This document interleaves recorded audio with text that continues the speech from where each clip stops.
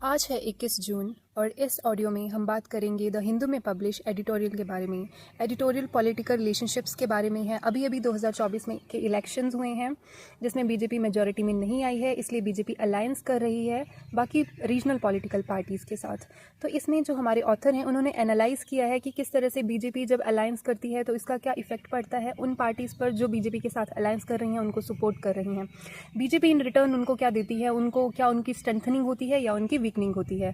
पूरे ये जो आर्टिकल है इसमें ऑथर ने अपना क्लेम दिया है। क्लेम को सपोर्ट करने के लिए केस स्टडीज़ दी गई हैं। महाराष्ट्र की केस स्टडी बताई है, पंजाब की, असम की और बाकी अदर स्टेट्स में जो रीजनल पार्टीज़ हैं जब बीजेपी के साथ अलायंस में आती हैं तो उन पर क्या इफेक्ट पड़ता है, वो सारा केस स्टडी की गई है। और बाद में क्वेश्चन आपके ऊपर रह जाता है कि आप बताइए कि अब जो पार्टीज़ बीजेपी के साथ अलायंस कर रही हैं उनके फ्यूचर क्या होगा, उनके साथ क्या होगा। तो आइए शुरू करते हैं डिस्कशन। ऑथर कहते हैं कि जो भी there has been a constant erosion in the political fortunes of the parties that have aligned with the BJP over the last 3 decades. साफ ऑथर ने पहले ही लाइन में अपना क्लेम दे दिया है कि पिछले 30 सालों में हमने देखा है कि जो भी पॉलिटिकल पार्टी बीजेपी के साथ अलाइन की है उसका कांस्टेंट इरोजन हुआ है, उसके पॉलिटिकल फॉर्च्यून का कांस्टेंट इरोजन हुआ है। उनका कहना है कि जो भी पॉलिटिकल पार्टी बीजेपी के साथ आती है वो अपने डिविडेंड्स का डिसर्नेबल ट्रांसफ़र करती है और उसको इन सपोर्ट लॉस ही होता है जो भी वो सपोर्ट बीजेपी को प्रोवाइड करती है। अगर हम हिस्ट्री देखें तो हिस्ट्री में हमेशा से जो भी हिस्ट्री है, हिस्ट्रिकल डॉक्यूमेंट्स को अगर हिस्ट्री देखें इनके पॉलिटिकल रिलेशनशिप की, तो ये हमेशा से एक one way traffic political relationship रहा है। जैसे कि देख लेते हैं दो अर्लीस्ट जो अलायंस रही हैं। फॉर एग्जांपल बीजेपी के जो अलायंस रही हैं पहले, शिवसेना पार्टी और शिरोमणि अकाली दल पार्टी पंजाब में, शिवसेना की जो पार्टी महाराष्ट्र में रही है, अकाली दल पंजाब में रहा है। इन दोनों का अगर देखें तो इन्होंने जब भी अलायंस किया है बीजेपी के साथ तो ये लॉस में ही रहे हैं। शिवसेना ने हिस्ट्री की बात हम कर रहे हैं, हिस्ट्री की 1996 की बात कर रहे हैं। उस टाइम पे 1996 में बीजेपी मेजॉरिटी में नहीं आ पाई थी, लेकिन शिवसेना ने अपनी 15 लोकसभा सीट्स दी थी और अकाली दल ने अपनी 8 लोकसभा सीट्स दी थी, जिसकी वजह से बीजेपी 13 दिन के लिए अटल बिहारी वाजपेयी जी के लीडरशिप के अंडर गवर्नमेंट बनाई थी। लेकिन 13 दिनों में भी वो कोई और न्यू पॉलिटिकल अलायंस अपनी तरफ अट्रैक्ट नहीं कर पाए, जिसकी वजह से यूनाइटेड फ्रंट गवर्नमेंट को अपनी सरकार बनानी पड़ी। अब ये यूनाइटेड फ्रंट गवर्नमेंट क्या होता है, जब रीजनल पार्टीज, नॉन कांग्रेस और नॉन बीजेपी रीजनल पार्टीज साथ में इकट्ठे होकर एक गवर्नमेंट बनाती हैं और डिसाइड करती हैं कि हम सेंटर में गवर्नमेंट बनाएंगे, हम सेंटर को रूल करेंगे, तब उसे यूनाइटेड फ्रंट गवर्नमेंट कहा जाता है।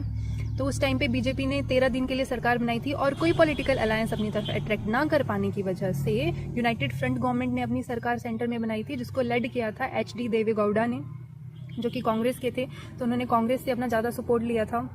शिवसेना और बीजेपी की स्टोरी शुरू होती है 1984 में, जब लोकसभा इलेक्शन के लिए ये दोनों टुगेदर आए थे। लेकिन अलायंस तब इनका ज़्यादा सीमेंटेड हो गया जब दोनों का मेन फोकस हिंदुत्व फैल्क्रम पर रहा, जो कि 1989 से स्टार्ट हुआ। अब ये जो ऑथर का क्लेम है कि बीजेपी के साथ अलायंस में आने के बाद बाकी अलायंसेस, बाकी जो पार्टीज होती हैं वो वीकन हो जाती हैं, उसके लिए केस स्टडी इन्होंने दी है महाराष्ट्र, पंजाब और असम की। महाराष्ट्र से शुरू करते हैं, लेकिन उससे पहले देखते हैं कि हिस्ट्री में क्या हुआ था। देखिए, जब बाबरी मस्जिद का डेमोलिशन हुआ 1992 में और मुंबई राइट्स हुए 1992 और 93 में, तो उससे शिवसेना और बीजेपी की गवर्नमेंट महाराष्ट्र में एक साथ आ गई 1995 में। और उस टाइम पे इन दोनों के साथ आने पर शिवसेना के मनोहर जोशी को CM बनाया गया। इन दोनों में आपसी समझौता ये हुआ था कि जो शिवसेना है वो महाराष्ट्र के जो भी डिसीजंस हैं वो शिवसेना करेगी, Shiv Sena would call the shots in Maharashtra, और बीजेपी डिटरमिन करेगी कि नेशनल टर्फ पर, नेशनल लैंड पर, नेशनल लेवल पर इनकी क्या ट्रेजेक्ट्री रहेगी, पॉलिटिकल ट्रेजेक्ट्री क्या रहेगी, वो बीजेपी डिसाइड करेगी। लेकिन क्या हुआ कि कुछ ही टाइम में बीजेपी बड़ी एम्बिशियस हो गई, बीजेपी के जो सपने थे वो बढ़ गए। उन्होंने इस चीज़ को जेटिसन कर दिया, तोड़ दिया इस इक्वेशन को, और बोला कि हमें ज़्यादा सीट्स चाहिए। जब 2014 का इलेक्शन होगा, असेंबली इलेक्शन होगा, तो हमें ज़्यादा सीट्स चाहिए। इस पर शिवसेना ने रिफ्यूज़ कर दिया कि Shiv Sena refused to concede the primacy of the state. उन्होंने बोला कि हम अपनी इच्छा के विरुद्ध जाकर ये चीज़ नहीं कर सकते हैं, और इसकी वजह से इन दोनों का अलायंस टूट गया 2014 के इलेक्शन से पहले। बीजेपी ने उसके बाद बीजेपी जीती, बीजेपी ने अपनी गवर्नमेंट बनाई और देवेंद्र फडणवीस को CM बना दिया, जिसके बाद इनका डाउनस्लाइड होने लग गया वहाँ पे महाराष्ट्र में, जिसकी वजह से पोल्स के बाद पोस्ट पोल अलायंस शिवसेना ने बनाई with NCP and Indian National Congress in 2019 में। पोल्स के बाद शिवसेना ने अलायंस बना दी एनसीपी और इंडियन नेशनल कांग्रेस के साथ, जिससे वो पावर में आ गए। फिर शिवसेना 2019 में शिवसेना ने वहाँ पे रूलर पार्टी बन गई महाराष्ट्र में with the help of NCP and INC. फिर उसके बाद बीजेपी ने क्या किया, अब बीजेपी को तो उन्होंने हटा दिया, तो बीजेपी ने कुछ तो करना था। बीजेपी ने इंश्योर किया कि हम रीजनल पार्टीज को आपस में झगड़ा देंगे, उनको स्प्लिट कर देंगे। तो उन्होंने एनसीपी और शिवसेना को स्प्लिट करा दिया and had there symbols frozen. इसके लिए पूरे देश में तब एक टर्म यूज होती थी, ऑपरेशन लोटस। ऑपरेशन लोटस एक टर्म यूज की जाती थी जिसका मतलब था कि ये जो स्ट्रेंथ्स हैं, सारी की सारी स्ट्रेंथ्स का वन वे शिफ्ट हो गया है, एक सारी पार्टी से एक पार्टी की तरफ। सारी पार्टीज पहले एक तरफ थी और उन सारी पार्टीज का जो स्ट्रेंथ है वो शिफ्ट हो गई है टुवर्ड्स बीजेपी। तो ये थी पूरी की पूरी कहानी महाराष्ट्र में क्या हुआ, कि कैसे महाराष्ट्र में पहले शिवसेना और बीजेपी एक साथ आए, अलायंस बनाई। उसके बाद बीजेपी ने अपनी डिमांड्स रखी, दोनों का अलायंस टूटा और किस तरह से फिर अब बीजेपी वहां पे लीड कर रही है और शिवसेना एक मार्जिनलाइज्ड पोर्शन तक रह गई है। अब बात करते हैं अकाली दल की, पंजाब की केस स्टडी की, कि पंजाब में क्या हुआ। तो पंजाब में Akali Dal had been a member of the BJP led NDA since 1996 में 13 दिन की गवर्नमेंट जब उनकी रही थी, तो उसके बाद में उन्होंने बड़ी सारी छोटी छोटी रीजनल पार्टीज के साथ बीजेपी ने एक अलायंस बनाई थी जिसको नेशनल डेमोक्रेटिक अलायंस कहा जाता है। 1996 से ये बनी हुई है। इसका अकाली दल हमेशा से इसका 1996 से पार्ट रहा है। अलायंस दल और बीजेपी की ये जो अलायंस है, अकाली दल और बीजेपी की अलायंस 2007 में पंजाब में पावर में आती है।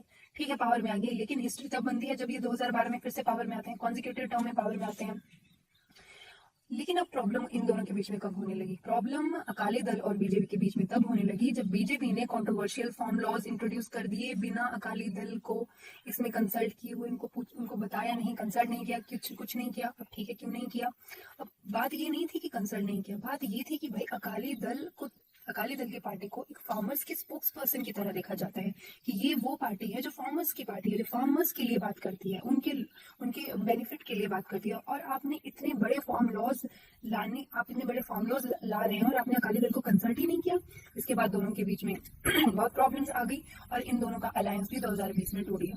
फिर 2022 में जब स्टेट असेंबली इलेक्शन हुए तो अकाली दल को केवल 3 सीट्स मिली लेजिस्लेचर में। 117 सीट्स में से केवल 3 सीट्स अकाली दल को मिली। कहाँ वो एक पार्टी थी जो सबसे नंबर 1 पे रहती थी और बीजेपी के साथ अलायंस करने के बाद, प्रॉब्लम्स होने के बाद, टूटने के बाद वो 3 सीट्स तक सिकुड़ के रह गई। और फिर इसी से ही आम आदमी पार्टी का रास्ता खुला और आम आदमी पार्टी ने वहां पे गवर्नमेंट बनाई। अब अकाली दल को अपना फॉर्च्यून रिवाइव करना ही था, तो उन्होंने सोचा कि हम 2024 में अकेले फाइट करेंगे, अकेले अपने हक के लिए लड़ेंगे। और अब जब 2024 के इलेक्शन हुए हैं तो अकाली दल सिमट के रह गई है, केवल एक सीट सच कर पाए हैं 2024 के लोकसभा इलेक्शन में। अकाली दल के अलायंस, क्योंकि बीजेपी के साथ इनका बहुत ही इल फेटेड अलायंस रहा है अकाली दल का, so they are forced to concede political space to new entrant up and also help Congress in a revival of its political fortunes. अब इन्हें ना चाहते हुए भी आपके साथ अपना स्पेस शेयर करना पड़ रहा है, कांग्रेस की हेल्प करनी पड़ रही है, लेनी पड़ रही है। तो ये था पंजाब का केस स्टडी। पंजाब में भी हमने देखा कि किस तरह से दोनों एक साथ में आए, दोनों ने साथ में गवर्नमेंट बनाई। उसके बाद 2007 में उन्होंने गवर्नमेंट बनाई, 2012 में फिर से आए, 2020 में प्रॉब्लम होने लगी, 22 में टूट गई। फिर उसके बाद अकाली दल सपोर्ट पर आ गई है। अब वो पार्टी जिसने बीजेपी को इतना सपोर्ट किया एक सीट के लिए। अब बात करते हैं असम में क्या हुआ, the story of AGP. Assam में जो रीजनल पार्टी है जिसका नाम असम गण परिषद, इसे हमेशा से बीजेपी को अलायंस देने की कोशिश की, लेकिन इन दोनों की अलायंस हमेशा ऑन अलायंस मोड में रही है बीजेपी के साथ। 2001 से चल रहा है असम में कि बीजेपी के साथ बीजेपी की अलायंस होती है, नहीं होती है। तो बीजेपी ने फोर्स कर दिया कि आपको अपने इम्पोर्टेंट लीडर्स को हमारे पास दीजिए। और जो एजीपी के जो बहुत इंपॉर्टेंट लीडर्स थे उनमें से एक वो बीजेपी का पॉइंट बन रहे हैं। अब बीजेपी का पॉइंट जैसे वो बनी, बीजेपी लड़ा है, बीजेपी ने इनको सीएम बना दिया असम का। बीजेपी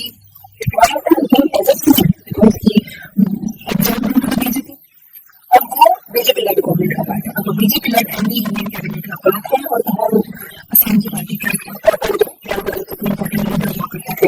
एजीपी बहुत ही डोमिनेट, एक बड़े लेवल का डोमिनेट प्लेयर होता था जब इसका अलायंस एस्टेब्लिश हुआ था बीजेपी के साथ। लेकिन 20 सालों के अंदर बीजेपी एक की प्लेयर बन चुकी है और इसका रिजल्ट, इसके डाटा हमारे सामने है। अब बात करें लोकसभा इलेक्शन का, जब बीजेपी 9 सीट्स जीते थे 14 में से और बीजेपी केवल 1 सीट तक से कुछ महाराष्ट्र, पंजाब, असम और कितने कैंडिडेट्स आए हैं, तो ये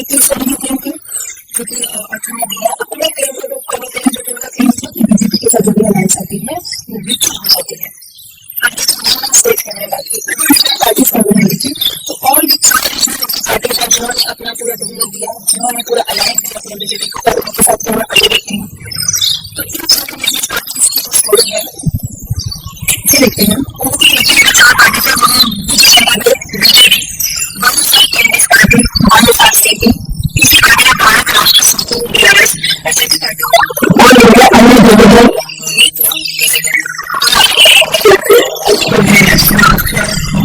these parties represented better markers of open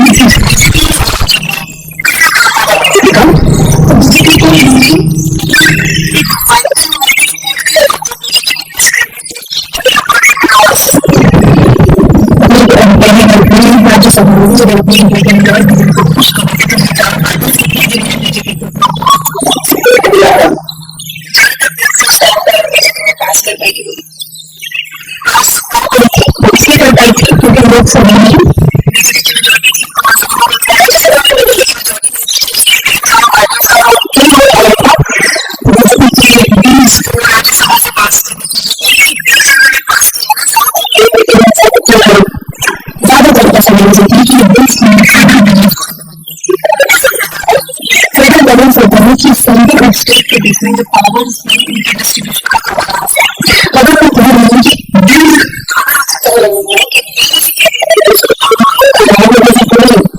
it means कि bills ऐसे हैं कि center और state के बीच में power की distribution को increase कर देंगे, बाकी others के center के पास ज़्यादा power का distribution हो जाएगा, states के पास power ज़्यादा कम हो जाएंगे, ऐसे bills को पास किया हुआ है।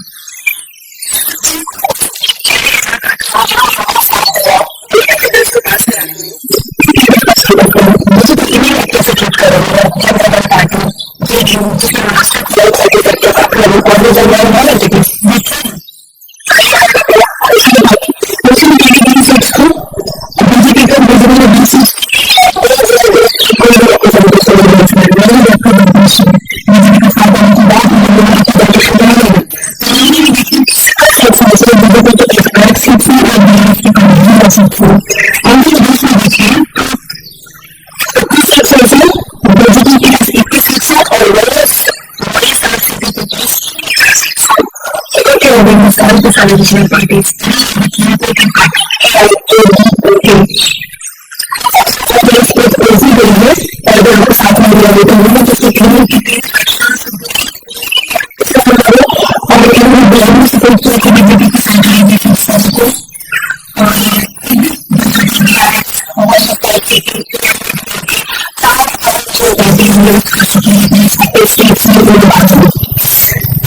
जम्मू कश्मीर में क्या हुआ